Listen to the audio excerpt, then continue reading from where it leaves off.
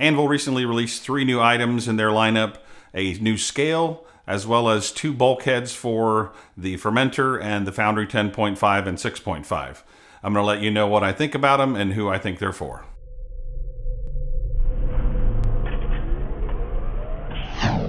How's it going? My name's Brian. Welcome to another video. If this is your first time here and you'd like to learn more about electric brewing and see product videos just like this one, consider subscribing. And if you do, don't forget to click the bell so you won't miss a video when it comes out.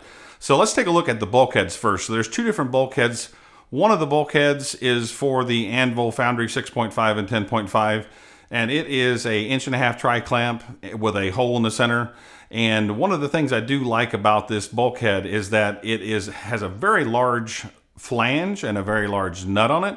And if you've recently watched my steam condenser video, and I'll put a card up here if you haven't seen it and a link down in the description for that video, I had to do some kind of jury rigging, if you will, to get the steam condenser to be supported properly. With this nut on top of the 10.5, it is definitely solid as a rock, probably more solid than the best thing I could come up with as far as bracing goes. I mean, it doesn't hardly wiggle at all. It does allow for a little bit of lean, which is what you want with those steam condensers, but it definitely is a solid option for that. And if you're wondering, this also would be a great option if you're wanting to port a 1.5" tri-clamp into a side of a kettle. The only thing I would caution on that maybe is that you wouldn't want to go porting this device into a kettle that's less than 10 gallons. I think if you try to do it into a 5-gallon, you're probably gonna have some issue with the curvature of the kettle, because the O-ring is on the outside edge of that flange that I'm talking about, and that may cause you some issues with leaking.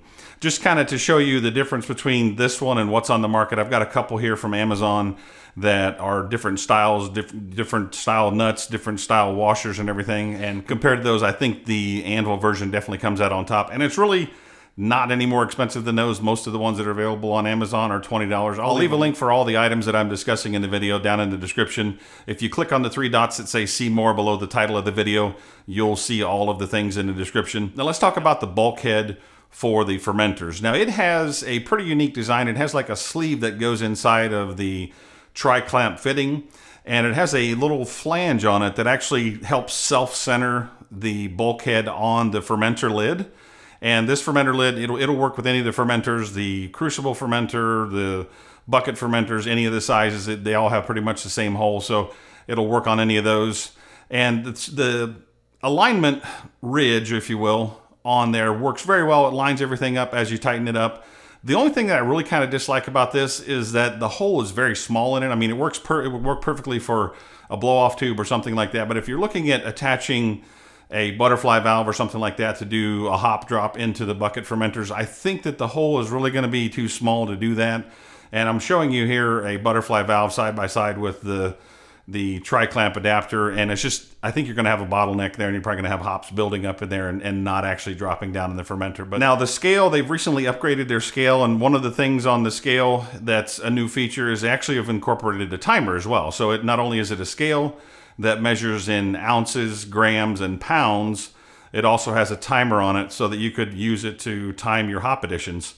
And it's pretty simple to use. All you need to do in order to set the timer is just push and hold the play pause button for about 5 seconds until the display starts blinking.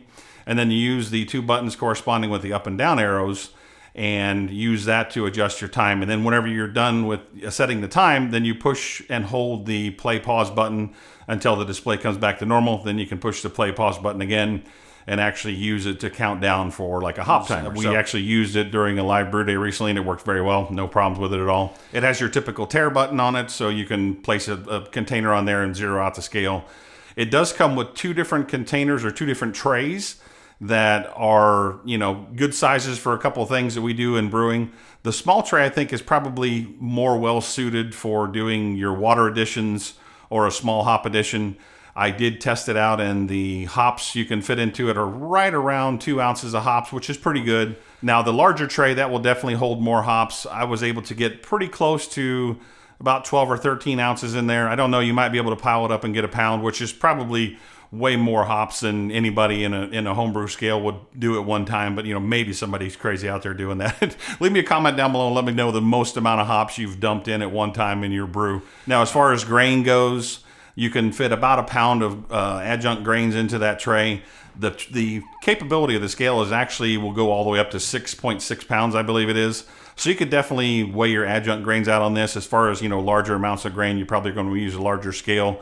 But this thing will definitely work for a timer, measuring your water additions, measuring your hop additions. So I think it's a good all-around tool that they've come up with. One last detail on the scale. It does store away pretty nicely. The scale itself will fit in the big tray, and then the small tray actually fits over top of the controls in the tray. So leave a comment down below. Let me know what you think about these new items from Anvil. I know that they are coming out with a steam condenser shortly. I know I had my own version, but I have seen some pictures on Instagram from them. Hope you enjoyed the video. Appreciate a thumbs up, a like. If you haven't subscribed, be sure to hit that round subscribe button now.